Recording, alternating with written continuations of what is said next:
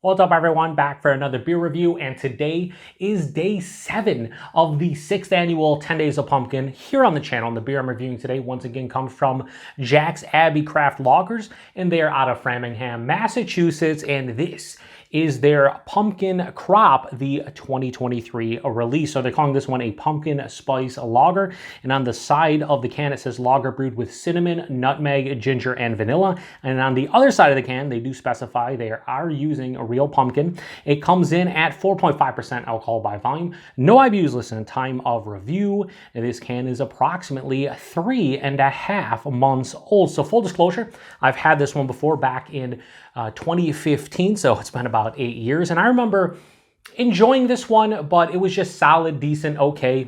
Back then, you didn't have all of the different pumpkin beers you have nowadays, especially pumpkin lagers. You fast forward now to 2023, and this year, case in point, when we're talking about pumpkin lagers back then not being all that plentiful, this year alone, 10 Days of Pumpkin, this is the 3rd pumpkin lager that I'm already reviewing, so pretty crazy. But anyway, I enjoyed it, so I thought I would revisit it for the first time in 8 years and give it a proper review. Now, as far as what's going on here with the beer, they do say harvest time calls for the seasonal beer featuring pumpkins grown by local Volante Farms in Needham, Massachusetts. Perfect for the fall season. A blend of autumn spices complements a sweet pumpkin flavor, step infusion mash, and naturally carbonated. So yeah, awesome. And I showed this off in another review, but with my lights, you saw glare, so I'm gonna try. This is from SNL's skit with Bill Burr about Sam Adams Jacko pumpkin beer. I think this was back in 2020, maybe 2021.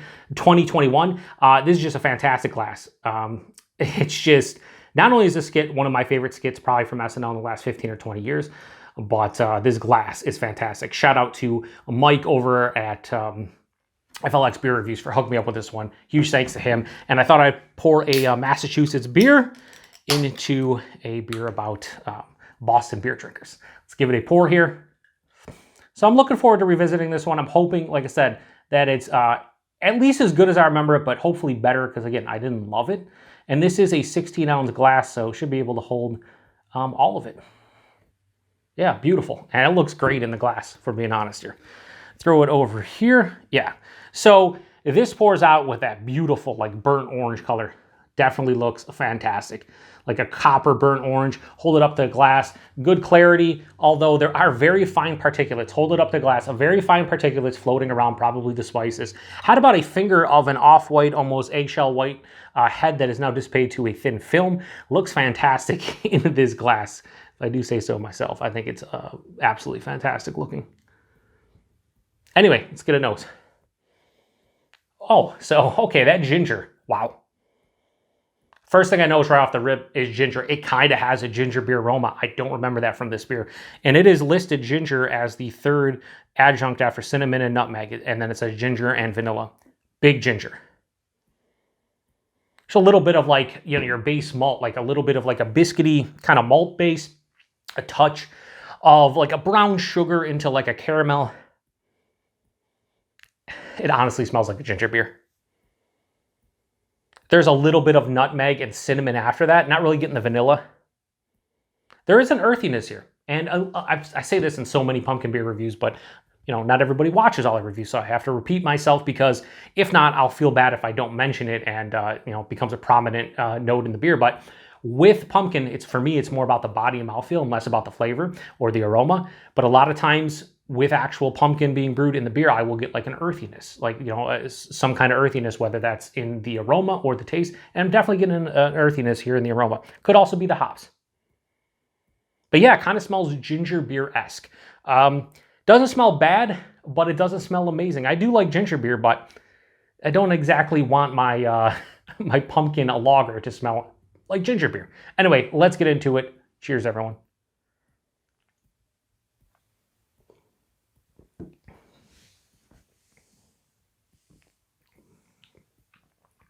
Yeah, heavy-handed with the ginger.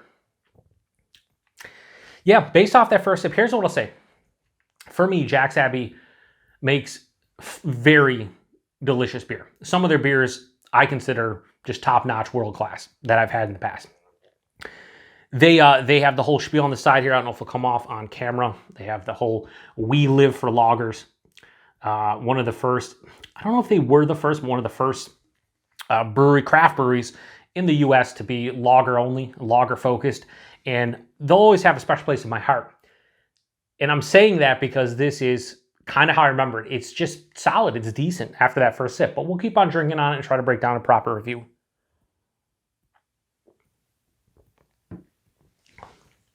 Body on this one, lower side of medium. It's fine for 4.5%. It's not thin and watery, but it also doesn't have a substantial body, which for the ABV is totally fine by me. The mouthfeel, super crisp. This is a very clean beer. It's effervescent. There's a lot of carbonation on the palate, but it's not overly done. So I think, honestly, the mouthfeel is one of the best things it kind of drinks like you want from a lager. The taste. First thing that hits me at the front of the palate, ginger, and a lot of it. It's a predominant note. It's omnipresent. It's not over the top, but it's definitely vibrant, the ginger. After that, and underlying, there's like a toasted, I'd say more of a biscuity, you warmed up a biscuit, right? A little bit like a toasted like biscuit at the forefront. A touch of brown sugar, caramel. As it passes through, the ginger then starts intertwining with the cinnamon and nutmeg. More nutmeg than cinnamon. Really not picking up on too much vanilla. It finishes semi-dry with a mild bitterness. It's pretty well balanced. Not too sweet at the front of the palate, and it's not too dry on the back of the palate. It's just, it's okay. Like, it's okay, you know, and there's nothing wrong with just being okay. And the problem I have, though, is I guess personally I expect more out of Jack's Abbey. That's just what it comes down to, why this beer disappointed me in the past and is disappointing me right now. I just expect more out of them. You know, this isn't a bad beer by any stretch of the imagination. It's just, it's an all right beer, and I want this to be at the very least good, if not great. Again, that's all my personal take. That's what my channel is in a nutshell. I'm sure there's a lot of people out there that love this beer, and that's fine. For me, though, this is the second time now I've had it, and it's not exactly how I remember it. I do not remember the ginger being so prominent in this beer. Definitely more ginger than anything. 4.5%, you really can't tell at all, which is nice, but you should nowadays, sub 5%. It's just like they took a well-brewed lager and added some spices, and they just added a bit too much ginger for my liking. I wish I tasted more of the vanilla. I wish I got some of the pumpkin in the taste. That aromatic earthiness did not really carry over. Maybe a slight kind of earthiness on the back of the palate. There's a little bit of like a tea thing going on too. Like a black tea earthiness. And the only time I ever get like black tea in beers is usually like aged American IPAs. If they're like 5-6 months old, sometimes you'll get that kind of tea note to them. But that's not happening here. I think it's just the spices blending in with the pumpkin and the base beer, kind of giving me that feeling. It's not a bad beer. It's not a great beer. It's just a pumpkin spice lager. That's what they call it, right? And I almost just duffed the can. Yeah, so I gave this one back in 2015 a 3.5 out of 5. And I don't see any reason to really change that rating too much. But Pumpkin Crop, the 2023 release from Jack's Abbey, I think I'm going to have to give it maybe slightly less. I'm going to give this a low 3.5 and go 3.45. Definitely lower than I thought I would give it. I thought, you know, maybe my palate back then just wasn't used to pumpkin lagers, whatever the case may be. But having some this year and last year, this is a beer that for sure isn't my favorite. Plain and simple. So 3.45 out of 5. Price point availability, I paid $2.79 for that can, and I want to say 4 packs were like right around $10. That's a good price point, especially if you like this beer. Like $9.99 or like $10.49 or $10.99 for a 4-pack of that all day, every day. They, you know, using real pumpkin, a bunch of different spices, vanilla, the whole nine. It's just, I'm probably never going to purposely purchase this one again just because I don't love it. And availability, wherever you see Jack's Abbey, I'd imagine you should see this one, although that might not be the case. So if you have seen this beer this year, let me know. Did you try out this year's offering? If so, what did you think about it? Post in the comment section. Have you had this in the past? Have you seen any discrepancies in terms of quality or differences? To me, again, I'm trying to remember 8 years ago what I thought about this beer. And again, I just remember being decent and okay. Same thing here, decent and okay.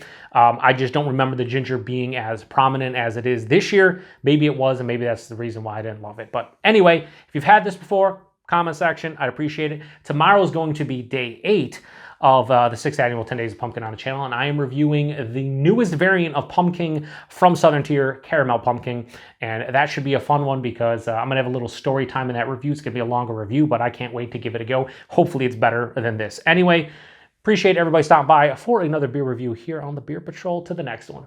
Cheers.